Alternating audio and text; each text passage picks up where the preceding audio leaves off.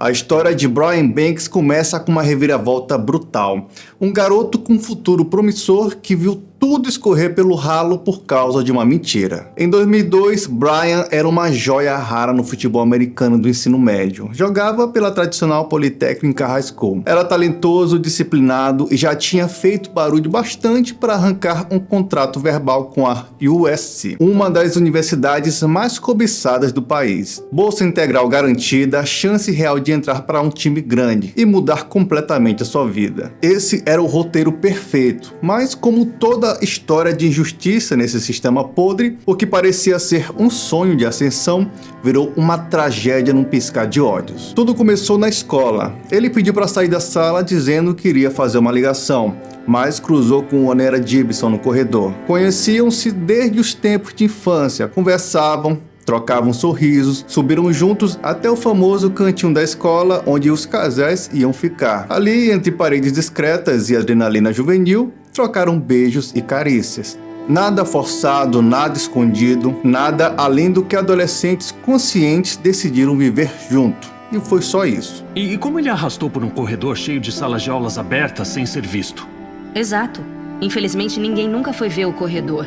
Nem os advogados, nem os investigadores. Mas meia hora depois, ela voltou para a sala com uma história completamente diferente. Ela escreveu em um bilhete dizendo que tinha sido estuprada. Criou um roteiro falso e o sistema engoliu sem nem contestar. Uma única acusação, sem prova concreta, só com a palavra dela. E isso foi o bastante para colocar algemas em um garoto inocente. Não se mexe! Coloca as mãos pra trás! Peraí, o que tá acontecendo? Peraí, cala a boca! Mas eu não fiz nada! Eu não fiz nada! Cala a boca! Foi o bastante para expulsar da escola, para acabar com a sua reputação e para enterrar de vez um sonho de uma vida inteira. Ele foi direto para o reformatório juvenil. Um dia ele era estrela, no outro era um monstro da escola.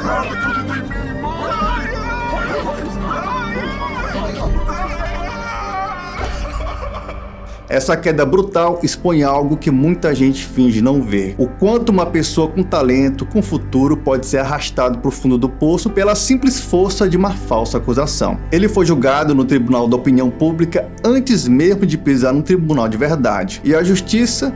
Essa só viria anos depois. E ainda assim pela insistência dele, não pela vontade do sistema. O inferno começou quando Brian foi engolido por uma avalanche de acusações sem nenhuma base. Sequestro, abuso e estupro. Nada de evidência física, nenhuma testemunha, nenhum DNA. Tudo se baseava apenas numa narrativa. E mesmo assim, o sistema tratou como verdade absoluta. E a prova do DNA? Deu negativo.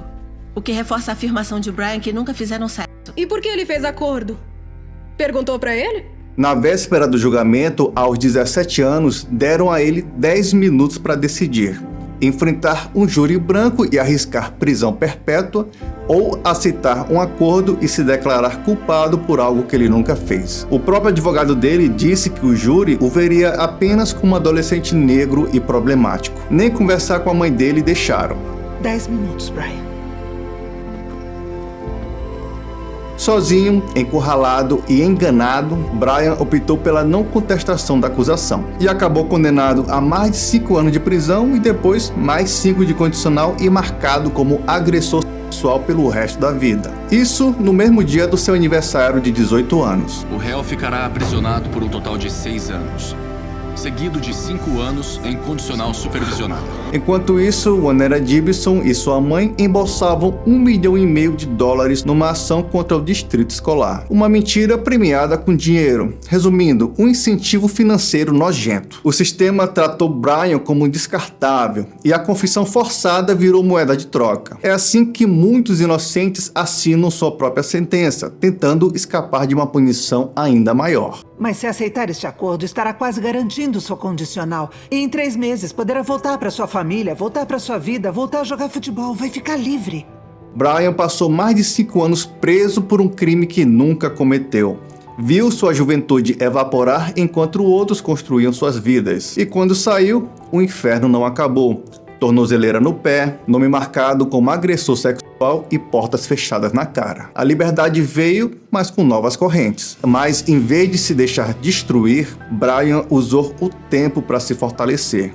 Leu, estudou, buscou espiritualidade e aprimorou sua mente. Ele não virou o produto que o sistema queria fabricar na cadeia. Ele virou resistência e renasceu. Quando ele saiu em 2007, estava diferente, mais forte e mais consciente. Mas o trauma, as perdas e os anos roubados permaneceram, porque uma sentença revogada não apaga o que foi deletado da história. Em março de 2011, o impossível aconteceu. Onera Gibson mandou um pedido de amizade no Facebook.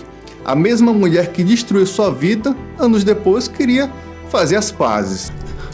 Por que me contatou? Esperava que pudéssemos esquecer o passado. Eu era imatura naquela época.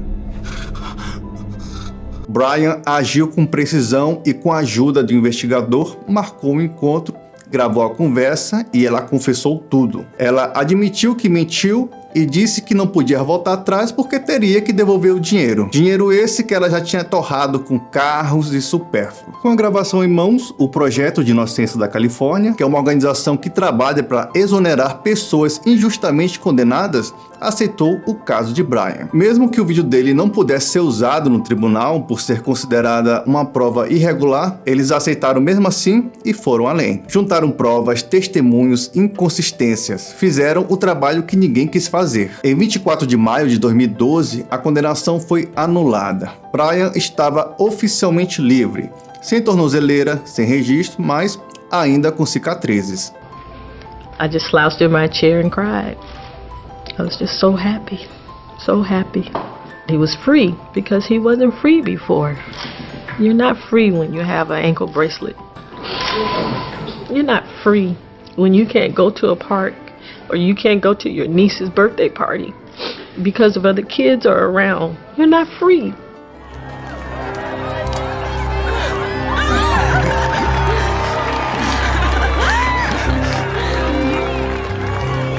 A justiça veio no papel, mas e o tempo perdido? Os anos de prisão, os vínculos destruídos, o estigma social? Nada recupera isso. Brian entendeu que o sistema não reconstrói o que destrói. Ele mesmo teria que reerguer sua vida e decidiu buscar o que ainda ardia dentro dele, o sonho de jogar futebol. Em setembro de 2012, foi contratado por um time de futebol americano profissional de Las Vegas, onde reencontrou Pete Carroll, o técnico que havia apostado em seu talento antes de tudo desmoronar. Alô? Oi, eu tô procurando um linebacker. Sabe onde eu posso encontrar um? Treinador Carroll. Foi bom ver você na TV outro dia. Como vai, meu velho amigo?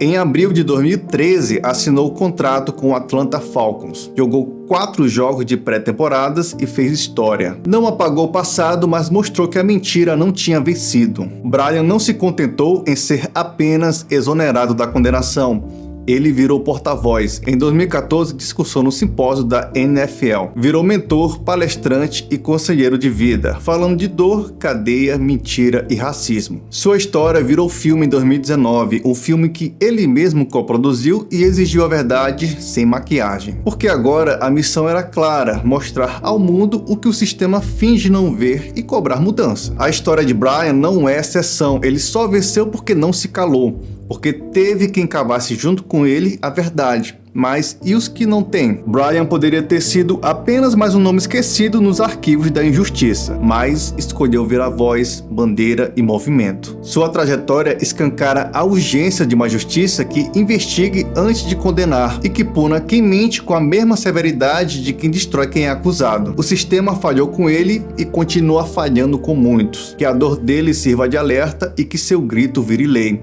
Porque amanhã pode ser qualquer um. Aos 28 anos, ele se tornou um dos novatos mais velhos a participar de um jogo da NFL.